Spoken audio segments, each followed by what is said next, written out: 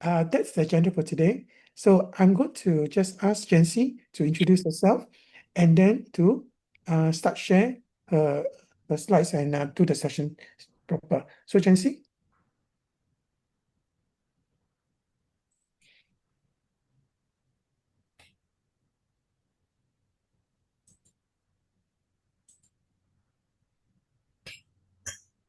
Okay. All right. Good evening, everyone. Hello and welcome. Thank you very much, Paul, for having me here today. So my name is Jancy, and a little bit about me. I have been working with children in the early childhood setting and early intervention settings for more than 20 years now. And let me see. Sorry, I just need to move this around a little bit. Okay. And so I typically work with children that are aged 2 to 14 years old, and most of my students in early childhood or even in elementary schools, special ed schools, they basically are coping or learning with across three main developmental differences. So there's ASD, Autism Spectrum Disorder, ADHD, Attention Deficit Hyperactivity Disorder, and also Global Developmental Delay, or GDD for short. So I work with students across these three developmental differences, age 2 to 14. And I have been working in the special ed schools, the regular preschools, the local primary schools, and also a few international schools. And of course, I have also spent about 7 years in providing home-based intervention therapy services. So a little bit more about me. I also am the founder of A Special Door. So A Special Door is currently focusing on providing training and consultancy services for caregivers and educators. And if you look here, the slogan for A Special Door is embracing learning and fostering growth. So I'm very, very happy to have all of you with me this evening with my, what Paul says, my pet topic, learning about building reading and math readiness with your child. So welcome and hope we have a good time together here. Now, before we zoom into more content, I want us to take a little pause now and think of this word called school readiness. So what is school readiness? I think all of us have our own image or idea of what it means for a child to be ready for school.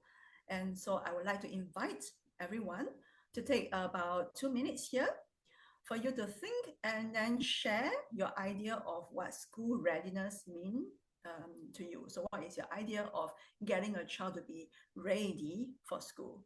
And you can put your thoughts in the chat. I hope you know where is the chat. If you look at the Zoom, yeah, there is a chat. Jancy, Yes. sorry, you have suddenly gone soft, you know? Oh, is that? Yes. Is this better? Try again. Because nothing changed in my settings. Is this better? Yes, you need to sit nearer. I think you need to sit nearer. Let me see if I can pull this a bit nearer. You will see my very big face then. Is this okay? Yep, better, much better. Okay. So let's take a little bit of time to think about, when you think of getting a child ready for school, what comes to your mind or what is your idea of that? Please put your thoughts in the chat. We will take about 2 minutes here just for a little bit of warm up.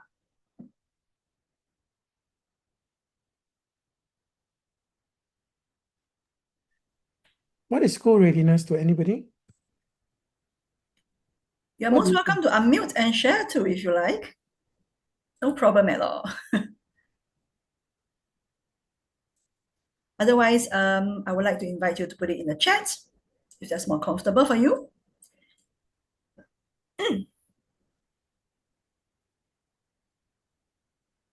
Christina says the ability to sit and join and have attention with teachers in their teaching, right? As being ready for school. Okay. Right. So it is more about the behavior for Christina. It is a behavior of sitting down and having joint attention. Oh, yes, indeed, that is important. Do we have more?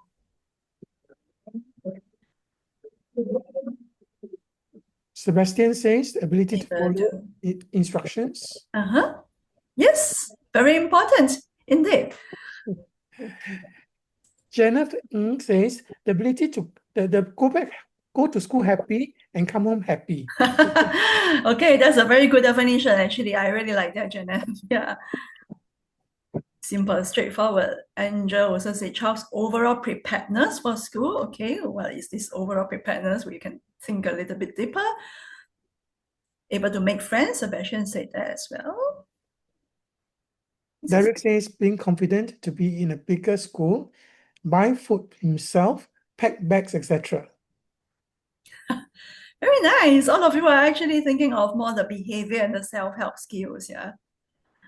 Angelica can interact with peers, follow instructions, and have knowledge already about basic shapes, colors, letters, etc.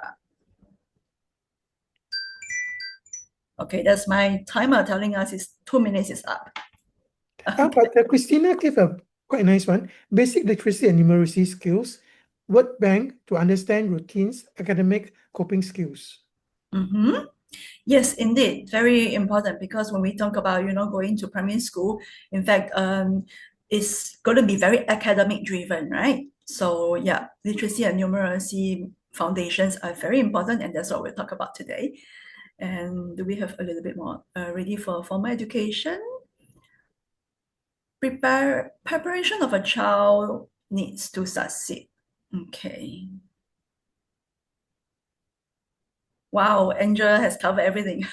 Child is physically, emotionally, socially, cognitive, prepared to cope with the demands of school. Yeah, that's quite a lot, huh? Yeah.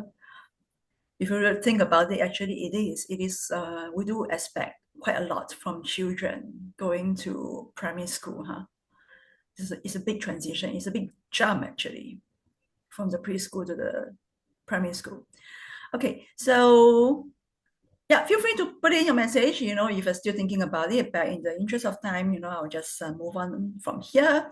So when we talk about school readiness, of course, it's all that you have mentioned in the chat and a lot more, a lot of self-help, a lot of behavior, a lot to do with self-management, a lot with, interaction, social readiness, physically, stamina actually is also very important because they are going to be in school for more than 7 hours a day. Is a long time for a 7-8-year-old child. Yeah. But today, because we cannot actually cover everything, we will actually zoom in to focus on 3 key points. So we are going to look at everyday moments to build foundation in learning, examples of what early literacy and early numeracy might look like before they even enter primary school. And also, I hope, to share with you 3 easy ways to build foundation for school readiness that actually require very little. Okay, so let's move on. Now, before we talk about early literacy and early numeracy, actually, how early is early? That's the question, right? So actually, research studies show us that, the first 5 years are the golden period for brain development. So a child's brain development is very crucial in their first 5 years. And this is because the synapses, also known as the connections between the different parts of the brain, form very rapidly in that period. It also does a lot of what we call the pruning. So a lot of, skills or experiences that are not repeated enough or not frequent enough are going to be pruned off. So which leave, skills that are very widely and very intensely practiced to keep. So those will build the foundations of learning. So it is so important for us to note that research studies have shown that, in fact, at 2 years old, children are already laying the foundation for many thinking and learning skills. Yeah, very early. Yeah? And language learning also peaks even before the child is 1 year old. So this means that children are already learning language way, way before they are able to even understand words or even make sounds. And this is, I think, really important for all of us to note here, because I know a lot of us here are educators, and there's also quite a number of us here are parents. So it's very important for us to note, because this tells us that, when we think about school readiness and early literacy and early numeracy, we should actually be thinking about teaching children to be ready for school, starting even before 8 months. And not only when they are 5 or 6 years old. So if you're only thinking about school readiness when your child is at 5 or 6 years old, that is, according to research studies, a little too late. Yeah, so early is really early in that sense. So what are some early learning experiences then? So to give you some example, okay, if you look at this picture, in this picture, the baby is already actually getting a start to learning. So what do you think the baby is learning? A, baby is learning the sounds made by mommy. B, mommy is feeling happy. C, baby is learning to pay attention to mommy. D is all of the above. So again, I invite you to put your answer in the chat. Let's take a minute here.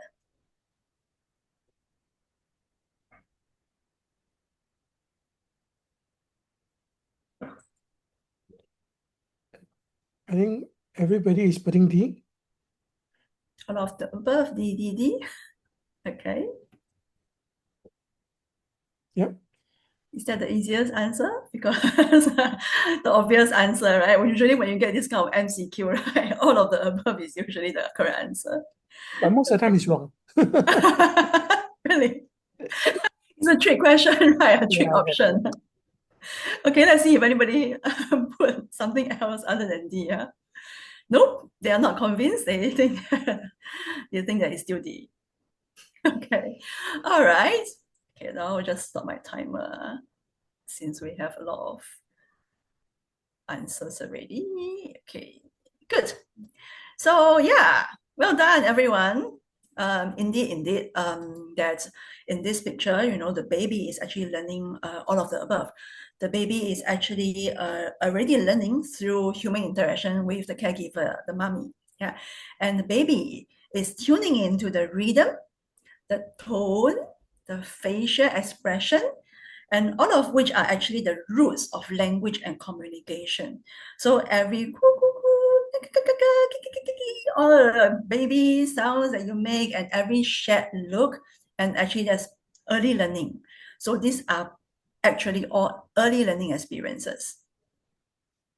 Okay, so now we know that, early is actually very, very early and not when you're 5 or 6 years old. We dive in a little bit more into both early literacy and numeracy. So first we look at early literacy.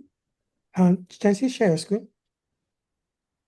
I might not, you say that I'm still sharing. Uh, Yeah, sorry, is yeah. it moving?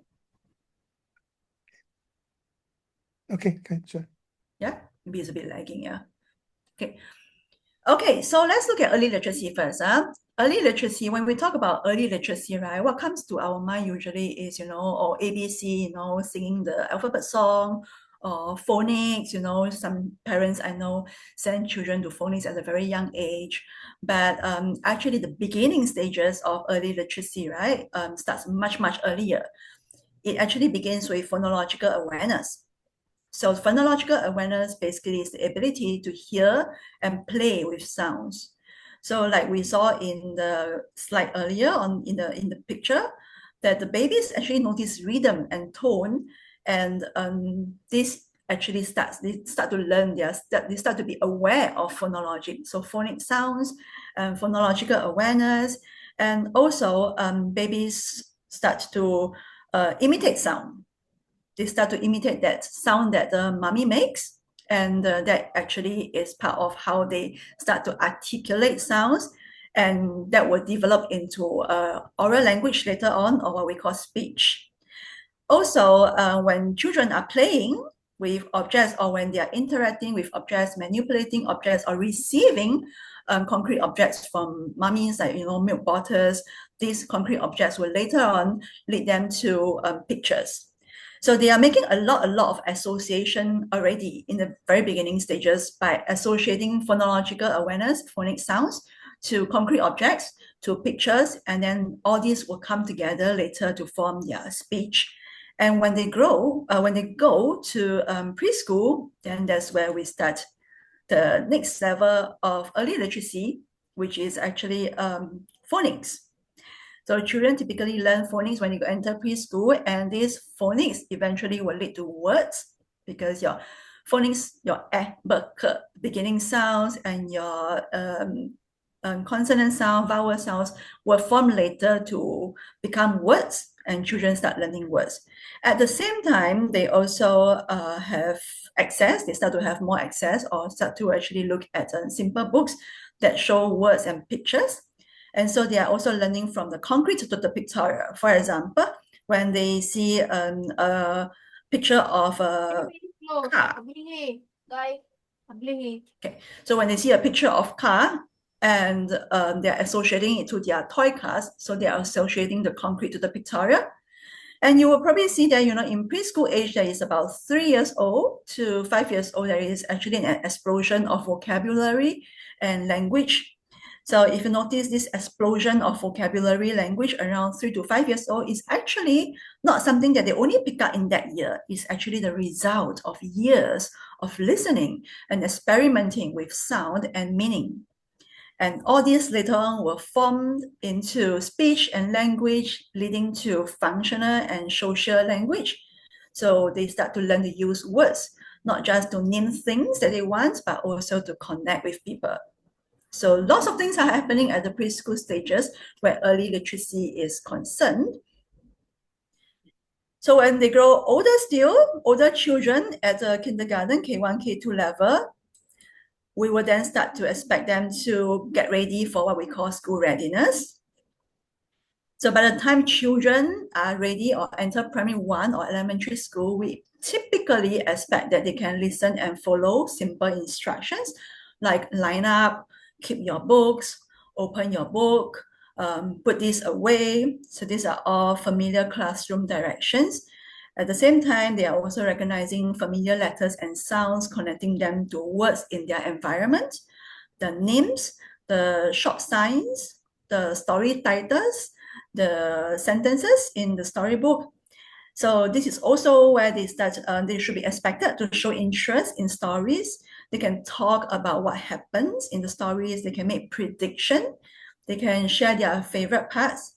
And also they begin to understand that reading is for meaning. It's not just for decoding letters and just merely reading. So reading has a comprehension part to it. So there's understanding.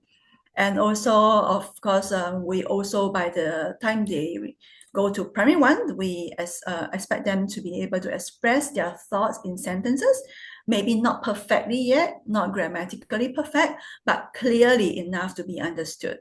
We also expect that children are able to write in a way that is not very fancy and not very regular yet, but at least in a way that we can read by the time they enter school. So in short, if your child enjoys being read to, ask you a lot of why questions, listen to the answers, then congratulations. Literacy readiness is already happening in your child. Now let's go look at early numeracy and how it looks like in the beginning stages as well as in preschool.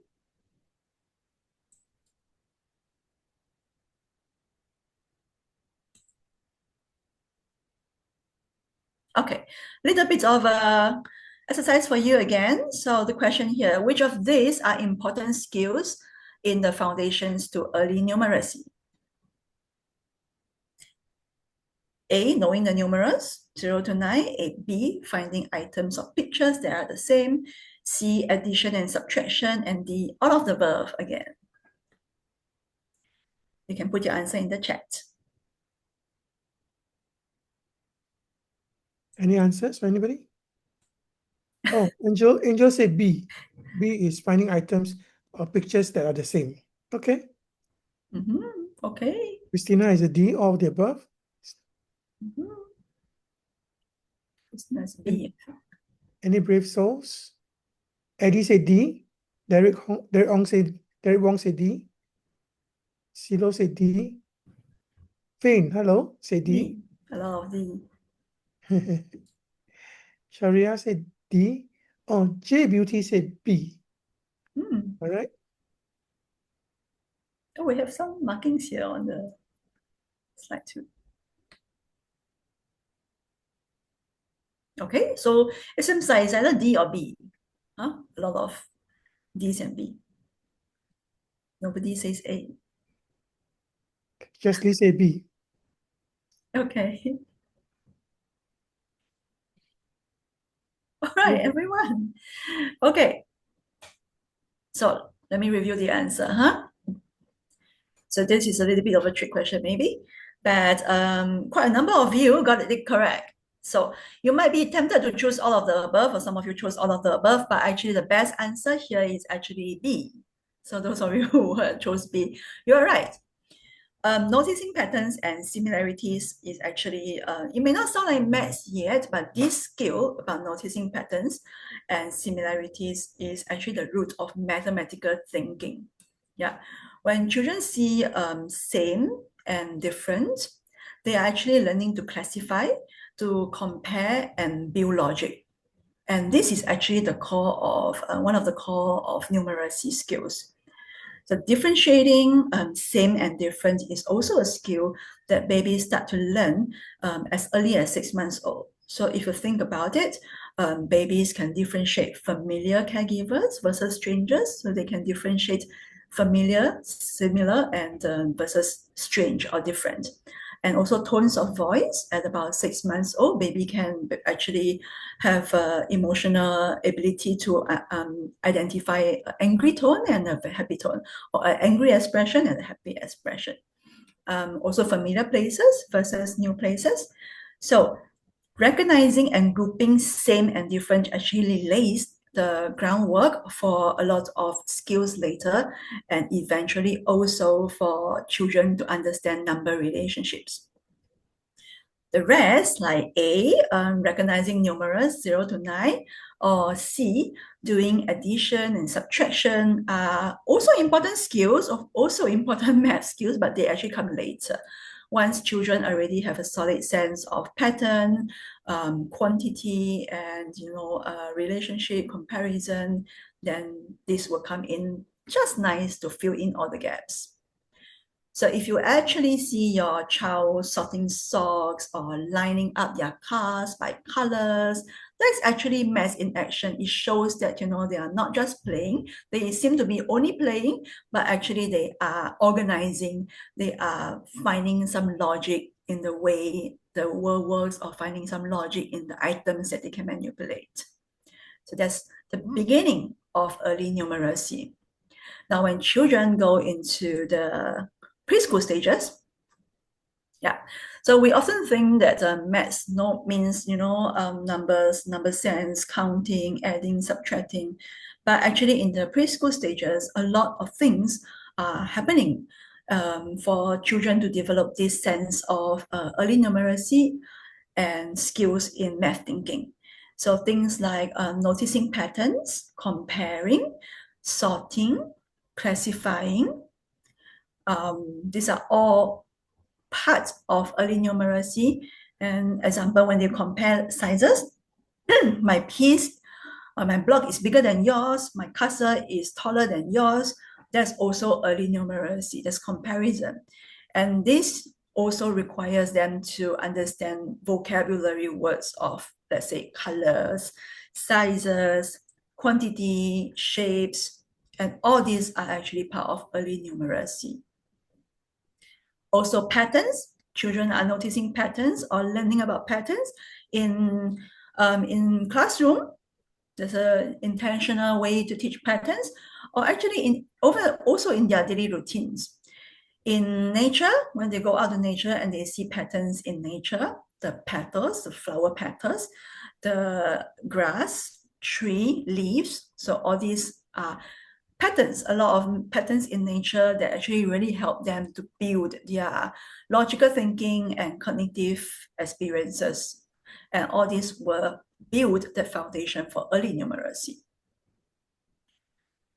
So that at the end of kindergarten or preschool, when we say that, okay, children are getting ready to go to school, basically what we are expecting as teachers is, when they enter primary school or elementary school, children should be able to understand that numbers represent quantity, yeah, instead of just numbers. And they should be able to count forward and backwards easily. They should be able to do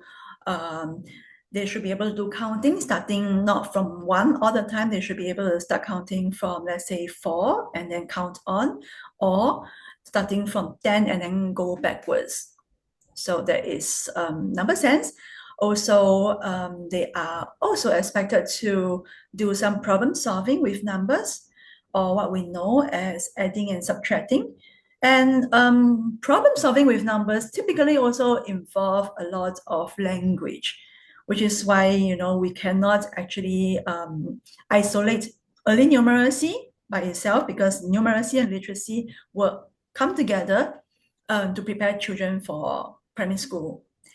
And also, when they go into primary school, we actually do expect children to apply some math thinking in daily life. So this is cognitive, this is logic. For example, noticing objects around them come in different shapes. Comparing who has more color pencils. My friend has more than me. I have less, I want more. Understanding a pack of marshmallow is actually lighter than a packet of rice, even though the packet looks the same size. But marshmallow will weigh lesser than a packet of rice. Understanding that a pizza is still the same pizza, even if you cut it into 6 pieces, 8 pieces, and when you put it together, it's the same pizza. So the pizza has not changed. The property of that pizza has not changed, even though you have cut it into many pieces. So conservatism concept. So these are all concepts that we would expect children to already have before they enter primary school or elementary school. And these concepts are really important because this will make later maths meaningful. Without all these concepts and ideas, then numbers in the primary school will feel very abstract, and they will feel very detached about, what is the relevance and what is the meaning of learning all this.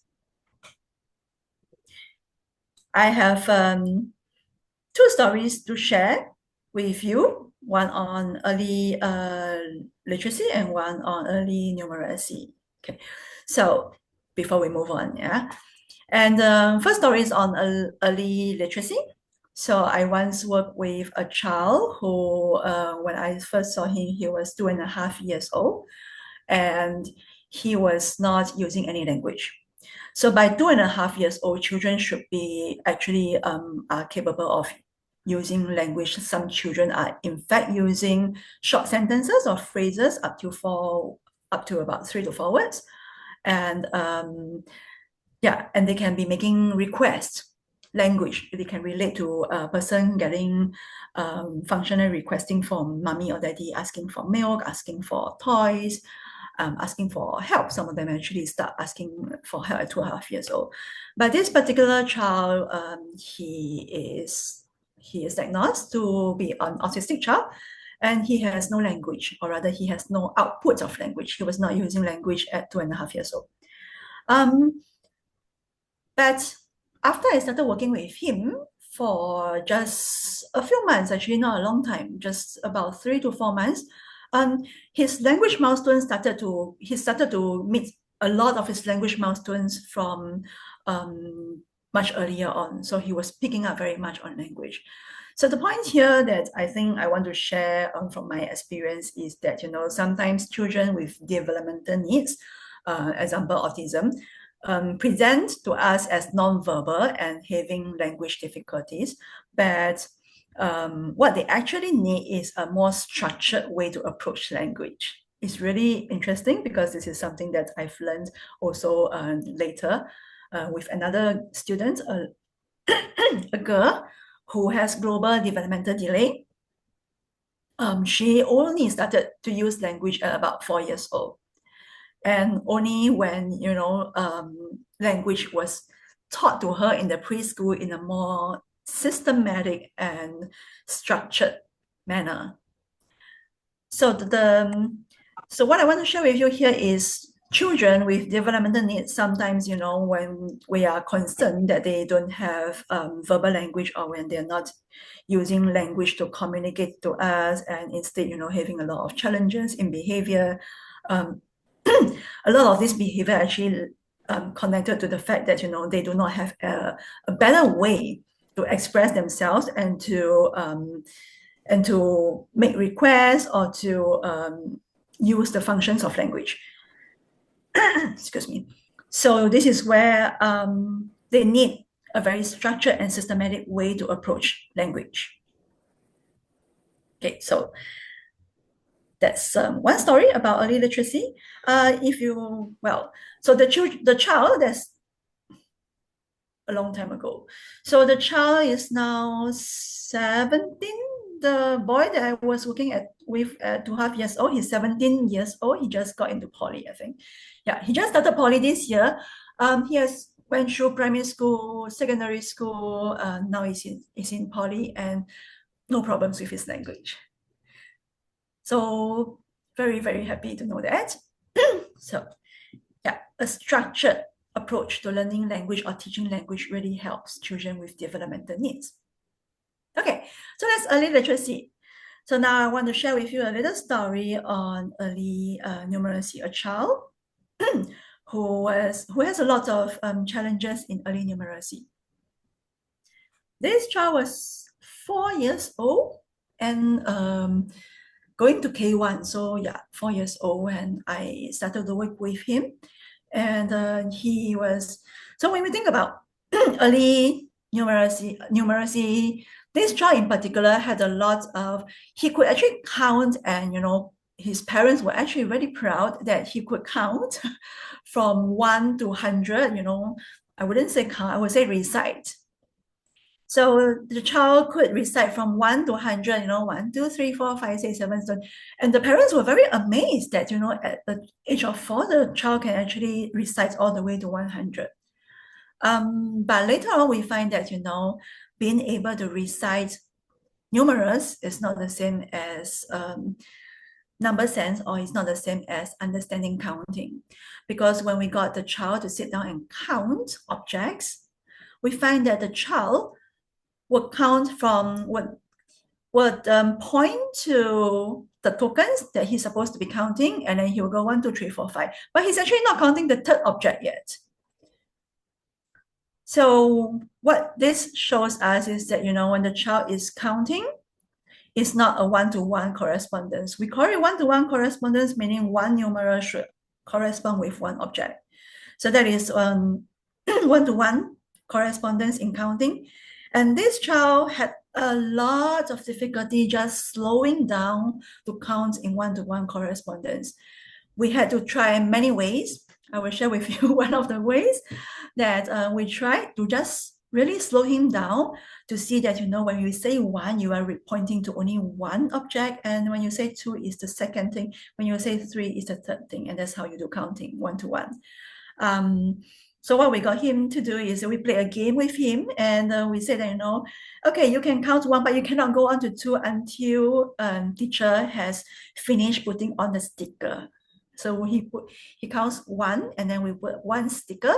Then that will slow him down and say, okay, now count 2, and then we put 1, 2, and so, okay, now go on 3, and then we say 1, 2, 3. So we were doing counting together with him, but at the same time slowing him down to let him know that counting should be a one-to-one correspondence. So as you might expect, this child is later diagnosed to have ADHD. So a child who has attention difficulties, and also impulsivity behavior, which is why, when he starts learning something, he has to finish it in a very short time, as short as possible. He just wants it to be done. And that actually impacts on his counting and early numeracy. So those two little stories are from my experiences. Now, I would like to, before I go into the three ways to build early literacy and numeracy, I would like to ask if anyone would like any clarification on what is early literacy and early numeracy. Please feel free to unmute or put in the chat.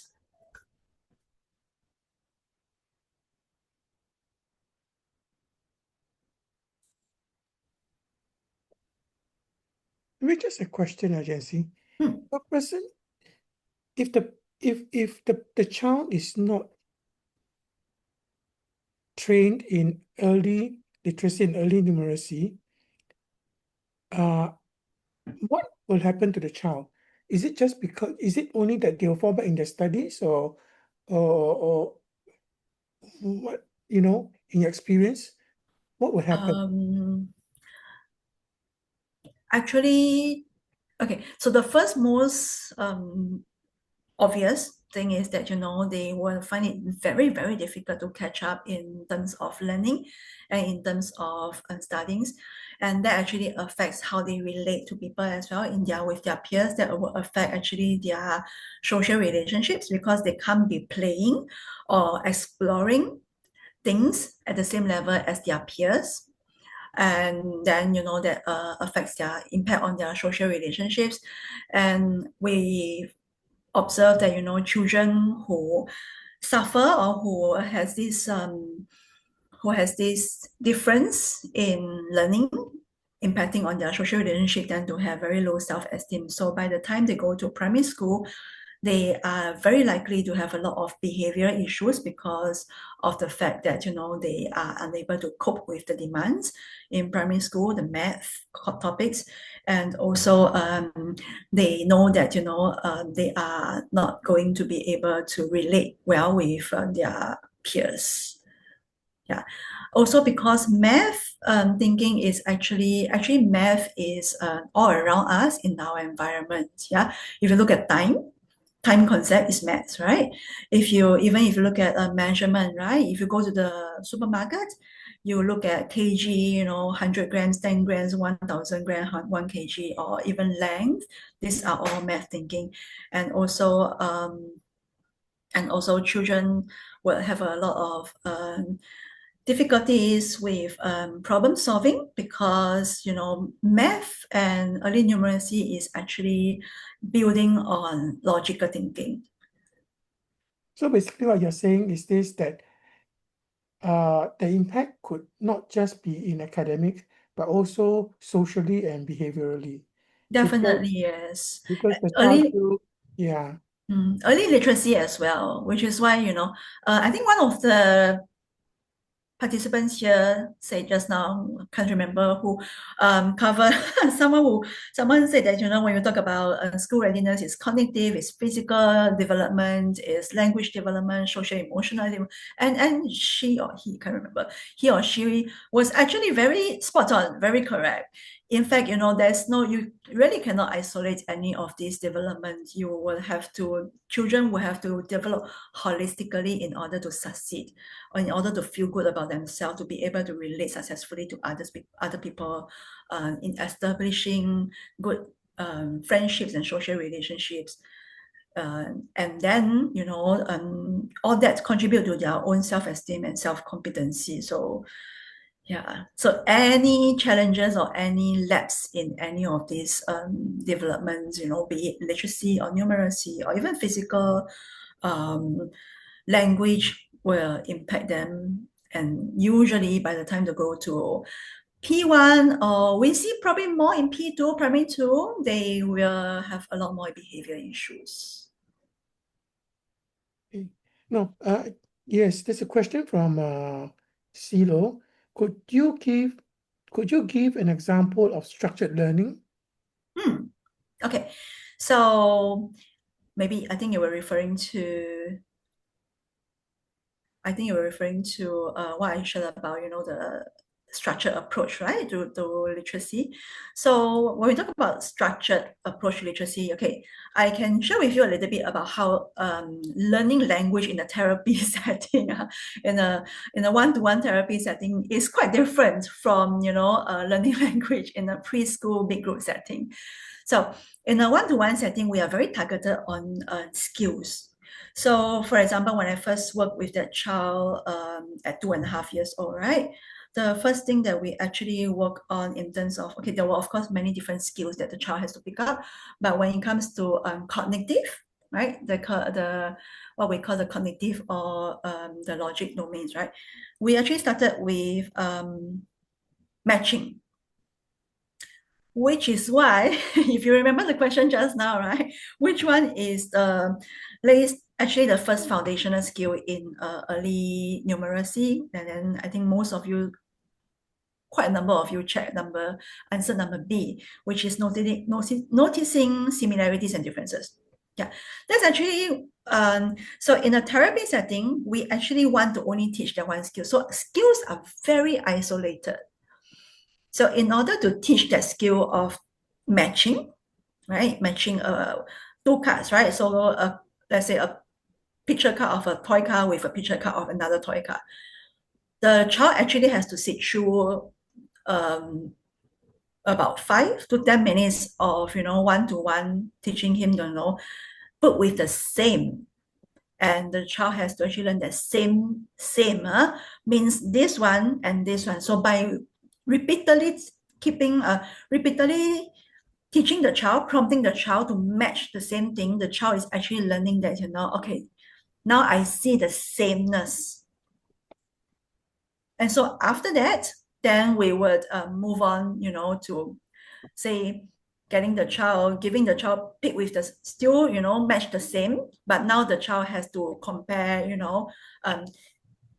one picture card with two. So maybe match the toy car with the toy car, but now, toy car, and a box, for example. So match the same. So now the child is learning to differentiate now, the same means I'm looking for things that are identical and not the one that is different. And so So, that is like level 2 in a therapy setting. so Jesse, what you're saying basically is this, that structured learning basically refers to a systematic way. You do Very first, systematic. first, first, first. It's not like Yes, jumping around. correct. Very systematic, and it's actually an isolation of skills. So we only teach 1 to 2 skills in a separate domain at one time. In a preschool setting, it will be quite different, right? Maybe it's about matching. Then, the teacher might be reading a storybook or presenting things, and then, just casually telling children that, oh, see, these are the same. So it's more open-ended, although there's, of course, still some structure to it. The lesson plans will, of course, have a structure, but it is a bit more open, it's less explicit. But in a therapy setting, the very structured approach is a very systematic way, is a very explicit way of teaching, and is a lot of isolation of skills.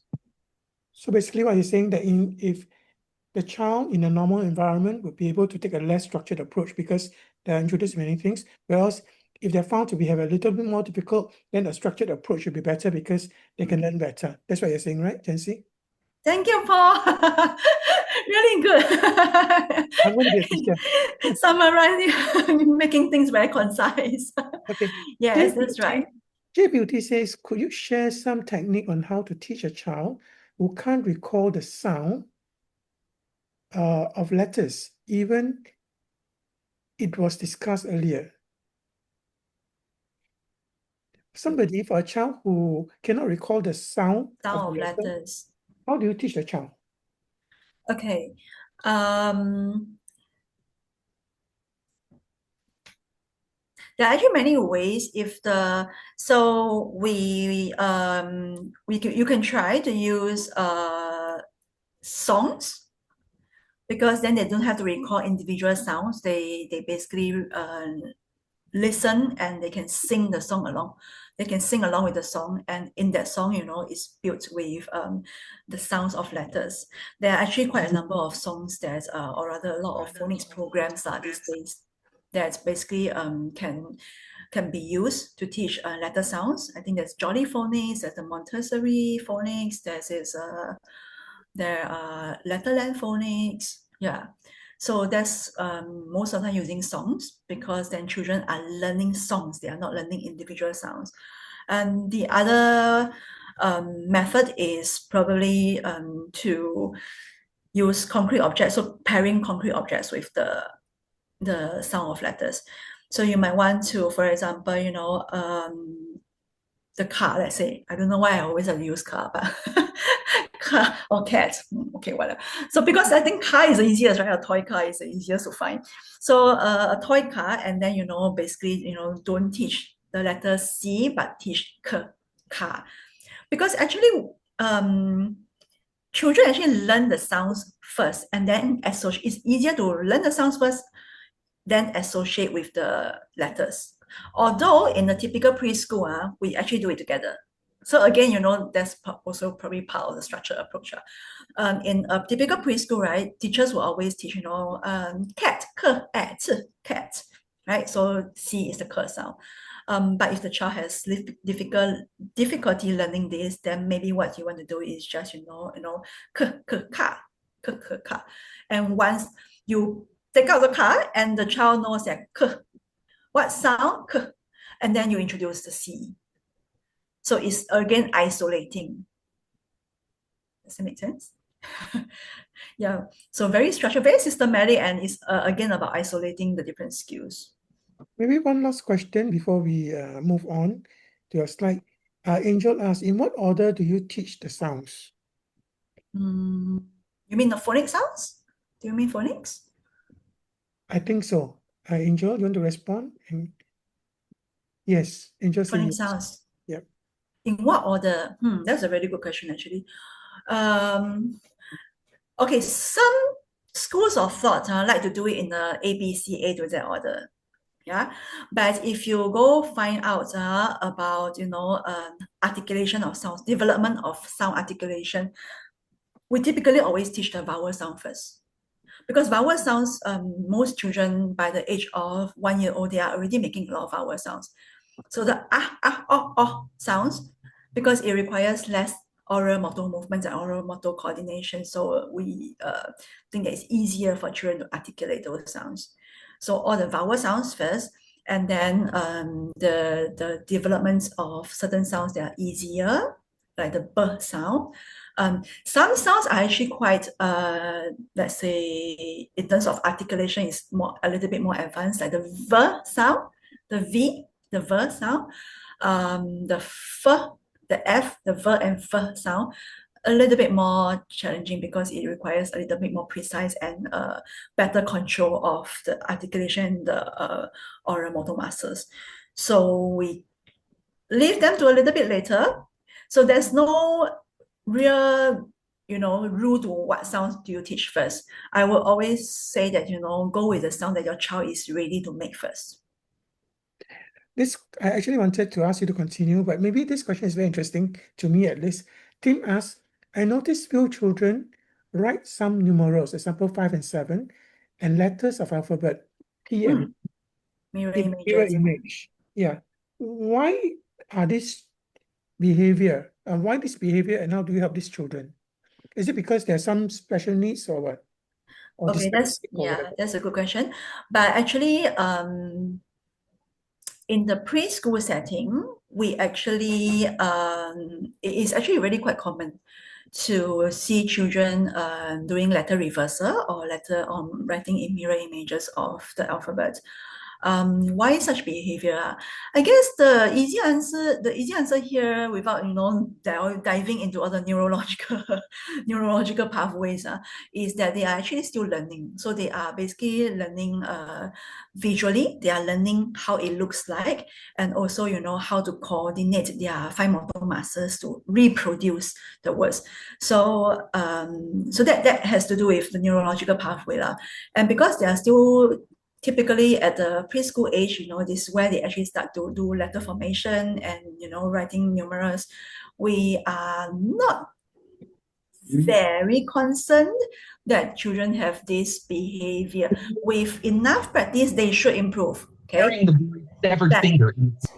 but if you see that the with a lot of practice and correction, they persist in this, and maybe towards the end of K2 or especially in primary one, then that is probably something you want to be concerned about.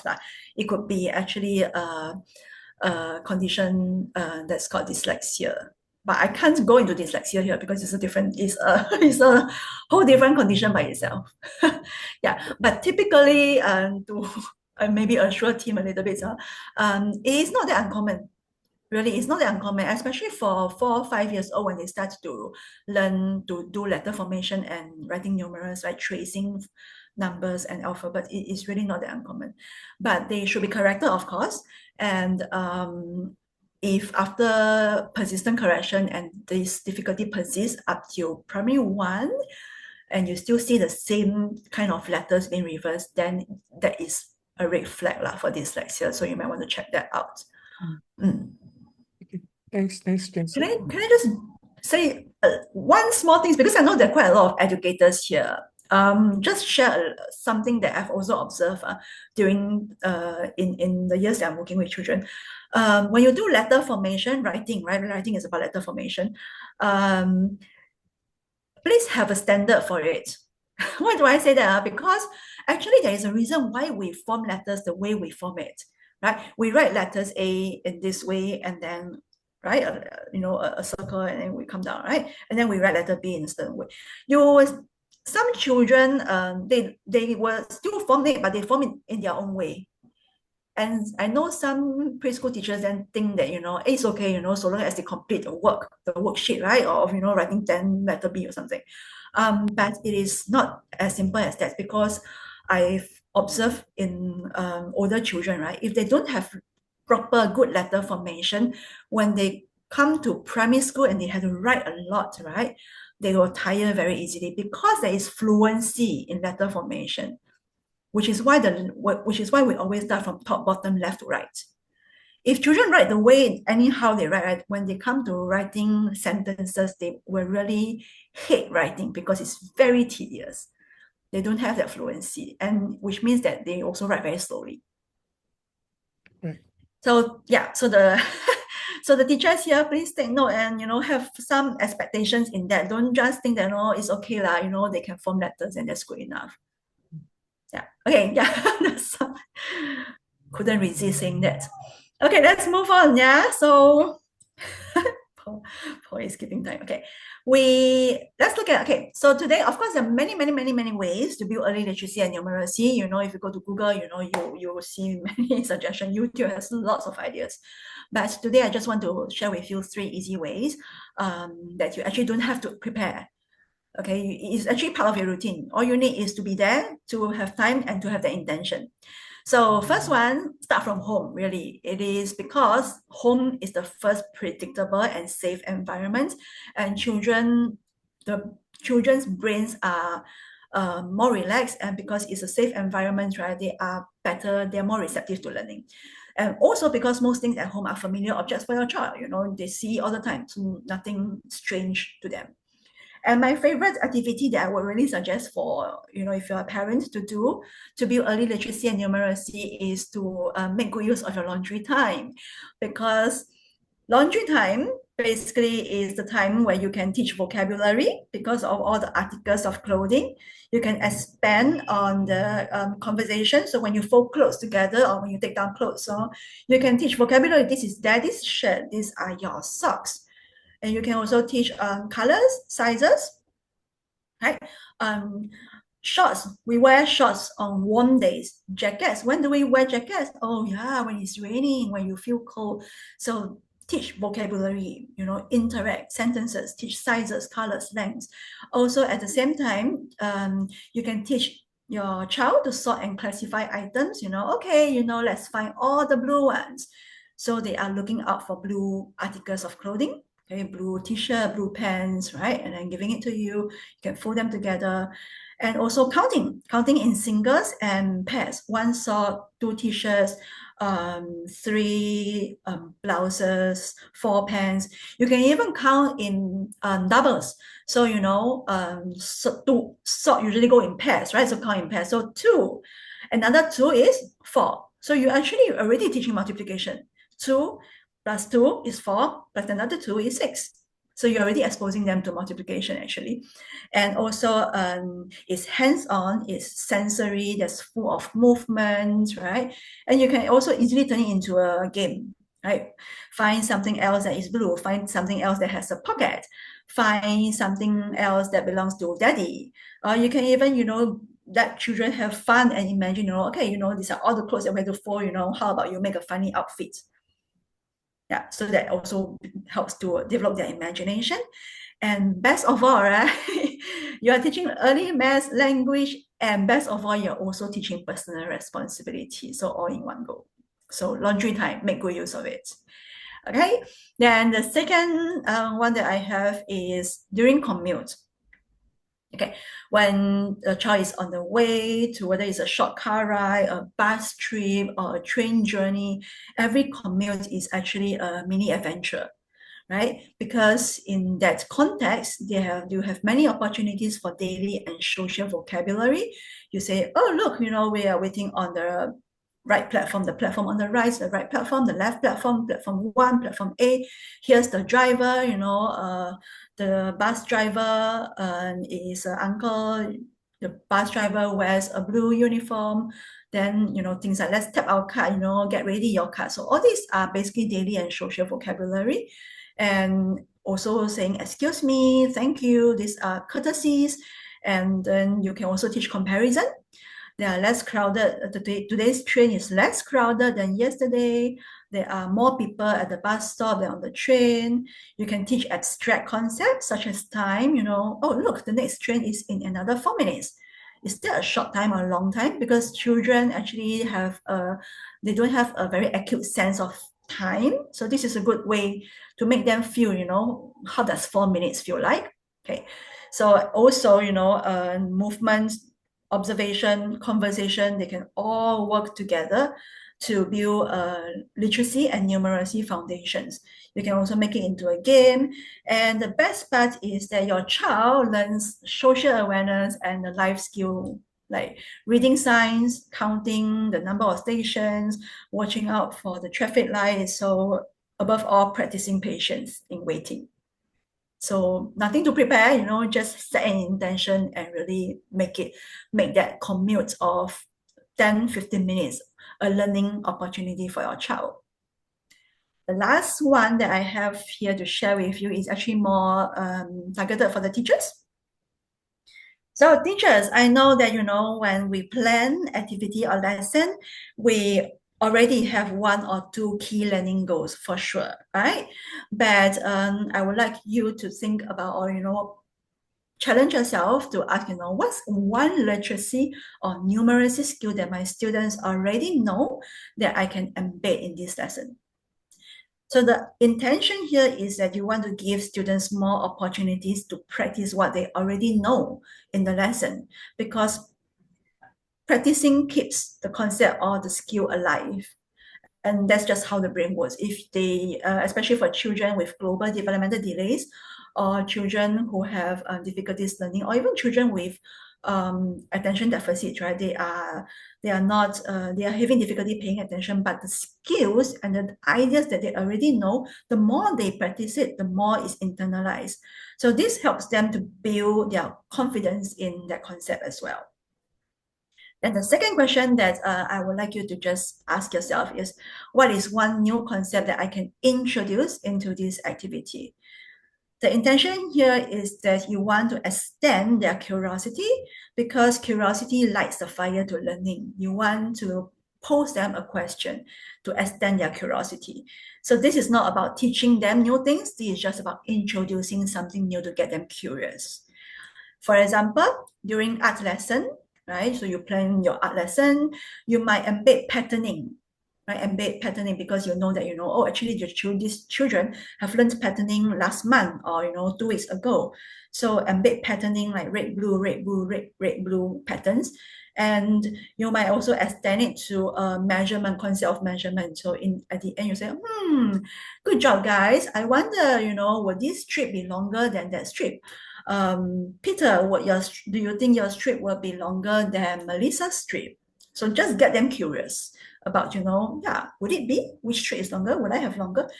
And you can just leave it at that. You don't have to teach a new thing. You can say that, no, yeah, we will find out when we learn about length, or, we will find out later. So you don't have to actually teach a new thing, but just introduce that to them. So this mindset will help to turn every classroom experience into many, many opportunities for cross-domain learning. So these are the 3 ways that I suggest to build early literacy and numeracy without a lot of extra effort and extra preparation. Right. So, So yeah. what I'm hearing is this, that we don't need to give our children extra tuition. I was going to say that That's what actually. it is, right? Because you have tiger moms, right? Tiger moms who force their children to go for tuition and to do this and that. So what you're saying is this, that in our daily lives, we can include activities that can help them to learn numeracy and literacy, right? So you're not one of those that says that they must have tuition, in order to get ahead of their peers, right? I am not.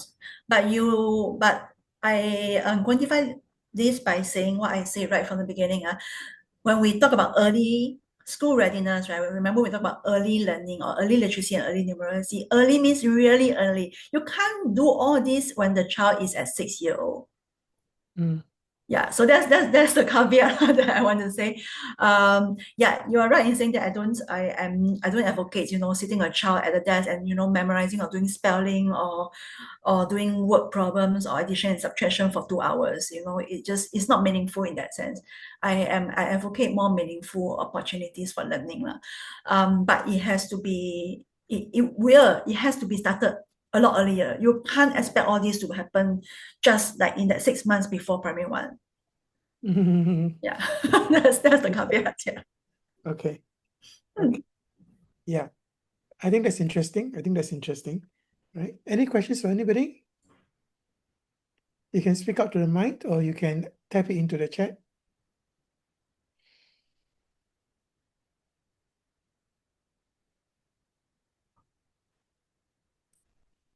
Okay. Any questions? Everybody's happy? Maybe they are thinking and then they are typing. But actually, it would be much faster if you just unmute. I always say that, Yeah, if we have like like a 3-hour lesson, then it's a different story. But yeah, because it's a webinar and time is limited. Okay, no questions?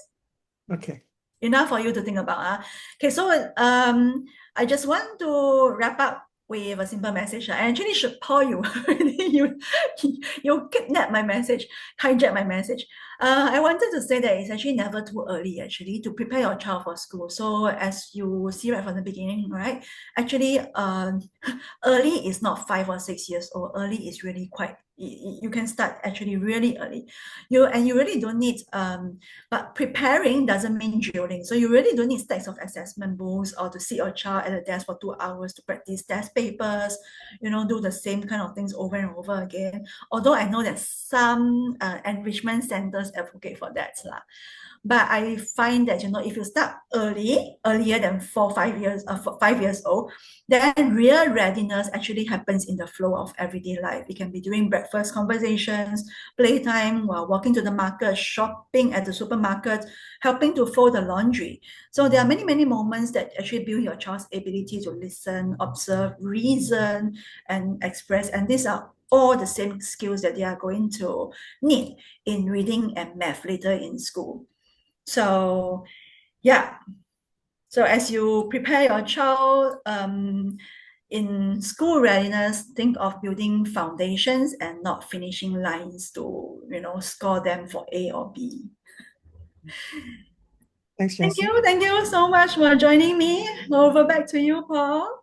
Thank you so much. Can I share screen? Hang on, let me just stop. Yeah, thanks so much, Jancy. I think that's quite interesting what you said, right? I mean, I belong to the old generation, which therefore means that my parents never prepared me for early literacy, early numeracy. But it's okay. It's okay. I still still have a good life. But Mhm. if we can take that into account. All right.